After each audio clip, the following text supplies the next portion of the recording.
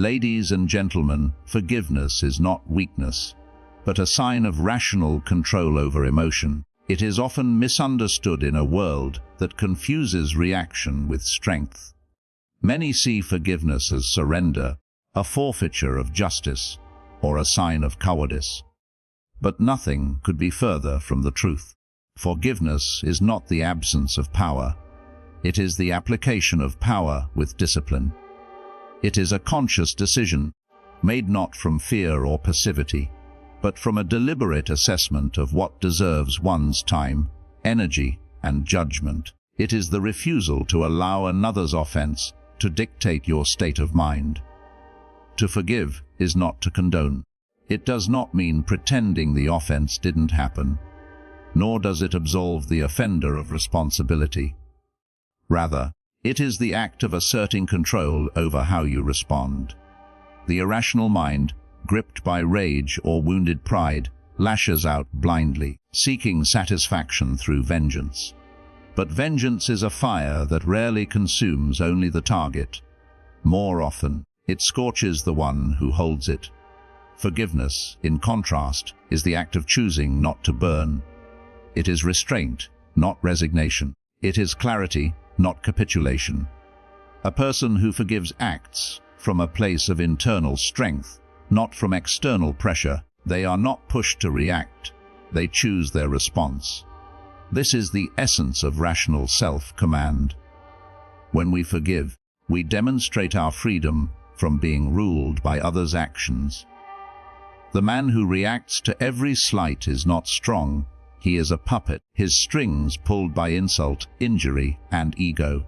He is distracted, consumed, and ultimately weakened by his need to settle every score. The one who forgives sees beyond the moment. He weighs the cost of carrying bitterness, of engaging in fruitless conflict, and decides such burdens are not worthy of his spirit. True strength is found in not needing to prove oneself through retaliation. Forgiveness requires one to look beyond personal offense and see the broader picture, whether the matter at hand truly threatens one's values, duties, or long-term goals. If it does not, then forgiveness becomes a rational act of conservation, of time, energy, and inner peace. It becomes the shield that protects the self from wasting effort on trivial or transient provocations. To forgive is not to lower oneself, it is to rise above. It is to act with the maturity of one who understands that power is not shown in striking back, but in knowing when not to. The mind ruled by reason does not allow fleeting emotions to command permanent decisions. Forgiveness, then, is the expression of that reasoning mind. It is a sign that one's actions are guided not by the turbulence of the moment, but by a deeper commitment to virtue, discipline, and self-mastery. In a world full of noise and provocation, the man who forgives is not weak. He is unshaken, and it is from that place of inner stillness that true power radiates. Uncontrolled vengeance is a symptom of weakness, not power. In the rush to strike back at those who have wronged us, we often believe that by punishing them, we demonstrate strength. But in reality, vengeance without control exposes the absence of inner strength. It is a reaction driven by emotion, not reason, and it ties us to the very people or situations we seek to distance ourselves from. Instead of wielding power over the world, we allow the world to wield power over us by responding to every slight, no matter how small, with force. When we act out of vengeance, we are no longer in control of our emotions. Our emotions control us. The desire for revenge blinds us to the larger context, drawing us into an emotional trap that clouds our judgment and disrupts our peace of mind. A strong individual is not led by their emotions, nor do they respond impulsively. Strength comes from the ability to pause, reflect, and act with deliberation, rather than being swept away by the powerful tides of anger, humiliation, or resentment. The vengeance-driven person, in their haste to right a wrong, often causes more harm than good. In the heat of the moment, it is easy to confuse passion for power, but true strength lies in the ability to manage that passion. When one is driven by vengeance, one becomes consumed by it. It takes center stage in the individual's thoughts, actions, and priorities. What was once a fleeting slight becomes an obsession, and this obsession distracts from what truly matters. The longer the pursuit of revenge continues, the more it chips away at the individual's sense of self, eroding their integrity and peace. Moreover, unchecked vengeance can cause a cascade of negative consequences. It doesn't just affect the person who has wronged us. It spills over into our relationships, our health, and our long-term goals. The energy we expend in retaliation is energy that could have been used to build, to grow, or to heal. By focusing on revenge, we give up the opportunity to move forward with our lives. We tether ourselves to the past and to a person or situation that no longer warrants our time. On the other hand, someone who practices restraint when wronged shows a level of control and awareness that only comes from true strength. Their power lies not in the ability to retaliate, but in the decision not to. The ability to let go of the need to exact revenge speaks to the individual's higher understanding that not every insult requires a response. A person who is truly strong knows when to rise above. They recognize that reacting to every offense with vengeance not only degrades their character, but also diminishes their power. Strength is found in the capacity to let go, to not be ruled by the desire to make others pay for their wrongs. In this sense, vengeance is a form of self-imprisonment, an ongoing chain of actions dictated by others' behavior. The individual who refrains from vengeance demonstrates the ability to choose freedom, the ability to hold themselves accountable to their values and their purpose, regardless of how others behave. In this way, true power is found not in the urge to strike back, but in the discipline to maintain one's composure and judgment in the face of provocation. Forgiveness is not blind tolerance. It is strategic discipline. Too often, we equate forgiveness with weakness, as if letting go of resentment means accepting poor behavior or turning a blind eye to injustice. This misconception is rooted in the belief that to forgive is to allow wrongdoers to escape the consequences of their actions. However, true forgiveness is far from passive acceptance. It is an active, deliberate choice to release the grip of emotion and judgment that ties us to an offense, while remaining steadfast in our commitment to justice and wisdom. Forgiveness, in this sense, is not a surrender, but a powerful exercise of control and discernment. The act of forgiveness begins with understanding that not all wrongs are of equal weight, and not all offenses deserve the same level of response. Forgiving someone does not mean condoning their actions or ignoring the harm they have caused. Rather, it means assessing the situation with clarity and reason, and deciding whether holding on to the grievance is worth the emotional cost. It is a conscious decision to conserve one's mental and emotional energy, to rise above petty slights, and to preserve the peace of the soul in the face of adversity. Strategic discipline in forgiveness involves choosing which battles are worth fighting and which are better left behind. It is an understanding that not every insult or betrayal requires an immediate or aggressive response. Some wrongs are minor enough that they should be dismissed with little more than a mental shrug. Others may be significant, but still unworthy of the emotional drain that constant resentment demands. Forgiveness is about weighing these situations with the perspective of a calm, rational mind, one that is able to detach itself from the emotional charge and assess whether engaging in conflict will ultimately serve one's higher purpose. This form of discipline requires strength. It is much easier to lash out, to take offense, or to seek revenge. It requires little effort to be consumed by anger, or to hold on to the bitterness of a past hurt. But the person who practices strategic forgiveness chooses to let go, not because they are weak, but because they are strong enough to recognize that their time, energy, and peace are far too valuable to waste on grudges. The act of forgiving becomes an expression of inner power, as it reflects the individual's ability to control their reactions, their thoughts, and their emotions. Furthermore, strategic forgiveness does not mean disregarding the need for justice or accountability. It means that, in some cases, the appropriate response to a wrong is not immediate confrontation, but a deliberate choice to allow the wrongdoer the space to learn from their mistakes. It also means recognizing when the only consequence worth enforcing is simply the decision to no longer let the offense hold power over you.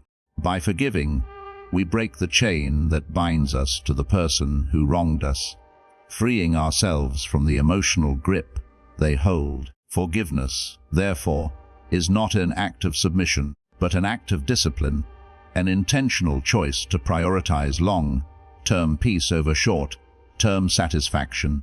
It is the acknowledgement that holding on to hurt does not serve our growth or happiness. It is the realization that sometimes the most powerful response to an offense is to move forward without it, refusing to allow someone else's actions to dictate the course of our own lives. In this way, forgiveness is an act of wisdom, strength, and strategic clarity. Revenge must be measured, not impulsive.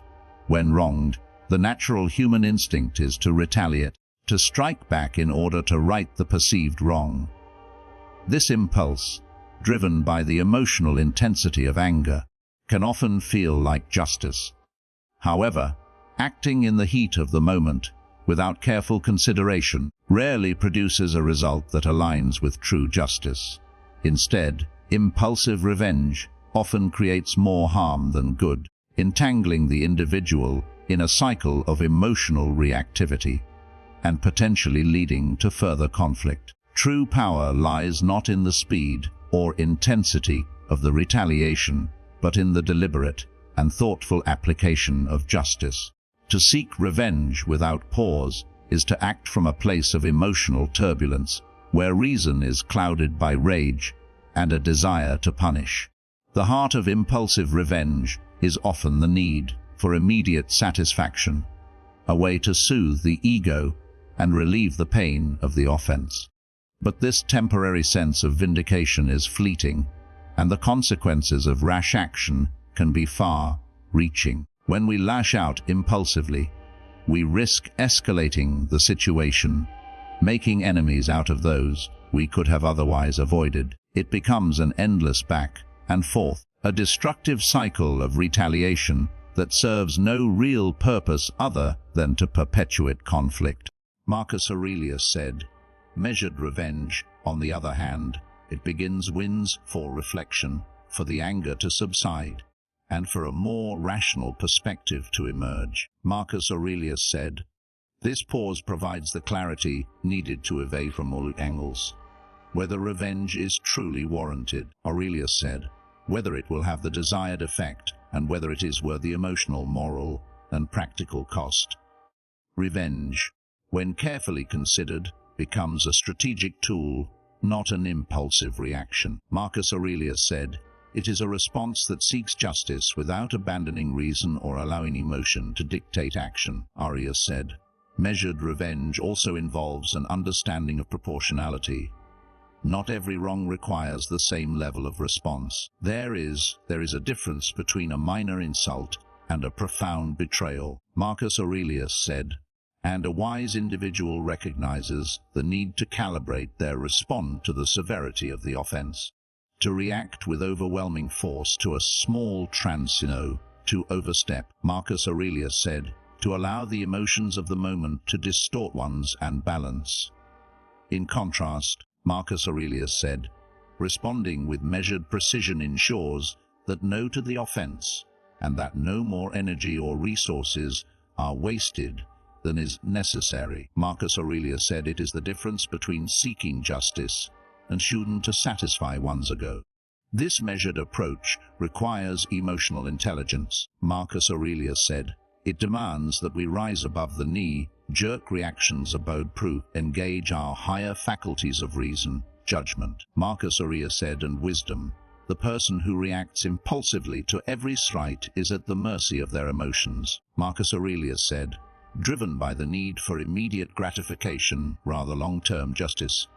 The one who measures their revenge, however, Marcus Aurelius said, maintains control and makes decisions that align greater goals, whether those goals are to protect their integrity, to preserve relationships, Marcus Aurelius said, or to ensure that the consequences of their action suit their overall sense of justice and balance. Marcus Aurelius said, revenge must also take into account the future consequences of our action. A measured response looks ahead, weighing the potential outcomes and asking whether taken will serve to resolve the issue or only fuel further resentment and animosity. By carefully considering the broader implications of retaliation, the individual ensures that their actions do not create a larger problem than the one they set out to solve. In this way, Marcus Aurelius said, revenge is not just an emotional reaction, but it is aimed at restoring balance without further harm. Forgiving unworthy offenses protects one's energy and focus. Marcus Aurelius said, life is full of challenges and moments where we face off others that tests our patience and sense of justice. Yet, not every insult, slight, or offense demands our emotional or mental energy. Often, when we hold on to grudges or give in to the desire for revenge, Marcus Aurelius said, we are surrendering our peace and focus to matters that are ultimately unimportant or fleeting. Marcus Aurelius said, the decision to forgive offenses that do not is a powerful way to conserve our most precious resources, our energy, mental clarity, and emotional well-being. When we forgive unworthy offenses, Marcus Aurelius said, we are making an intentional choice to not allow our state of mind. Every time we hold on to anger, Marcus Aurelius said, resentment or frustration over a minor wrongdoing, we guide emotion the power to control us. Marcus Aurelius said, this takes away from the energy that could be better spent on more meaningful pursuits. Marcus Aurelius said, instead of directing our efforts toward growth, creativity, or self-improvement, Marcus Aurelius said, we allow ourselves to be consumed by the negotiated by trivial offenses. Forgiveness frees us from this cycle by releasing the need to dwell on the unimportant or unjust. Marcus Aurelius said, we protect our ability to focus on what truly matters, our personal relationships, and the work that demands our attention. Marcus Aurelius said, the energy required to maintain a grudge is far greater than most people realize. Marcus Aurelius said, it demands mental bandwidth to continually replenish to get back at the person who wronged us, or to wallow in feelings of hurt. Over time, this mental energy drains, less able to think clearly, less creative, Marcus Aurelius said, and less productive in our daily lives. Instead, putting our energy into positive endeavors or constructive solutions. Marcus Aurelius said, we are bogged down by negative thoughts and wound.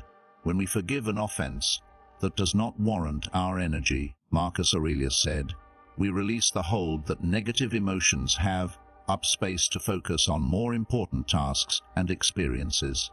Furthermore, Marcus Aurelius said, forgiveness allows us to protect our emotional wealth and when becoming entangled in the drama or negativity created by unworthy offenses.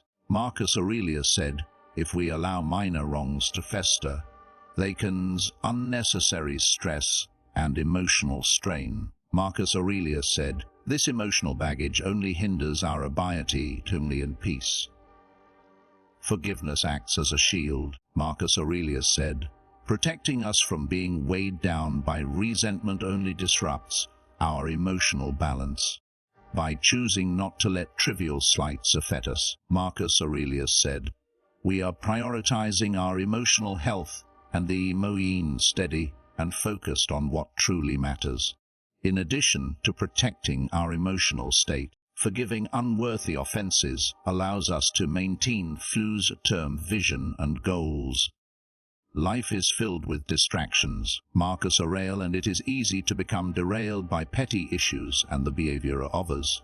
However, Marcus Aurelius said, every time we give in to anger or frustrating sight of our broader objectives, Marcus Aurelius said, forgiveness is a way of reaffirming our commitment on course regardless of the noise around us. By choosing to let go of insignificant wrongs, Marcus Aurelius said, we ensure that our focus remains intact and that we move forward with purpose. In essence, forgiving unworthy offenses is an act of self-preservation. It protects our energy, Marcus Aurelius said, allowing us to direct it toward the things that truly matter. It preserves our mental and emotional clarity, Marcus Aurelius said, helping us to maintain a sense of peace in the face of challenges. And most importantly, Marcus Aurelius said, it allows us to keep our focus sharp and undistracted, that we continue to progress on our journey. Marcus Aurelius said, free from the weight of unnecessary grudges. Martiality is the highest form of rule. Throughout history, Marcus Aurelius said, great leaders and thinkers have emphasized the importance as the cornerstone of true power. Marcus Aurelius said, it is not the ability to command others, nor ultimate influence, that ultimately defines strength.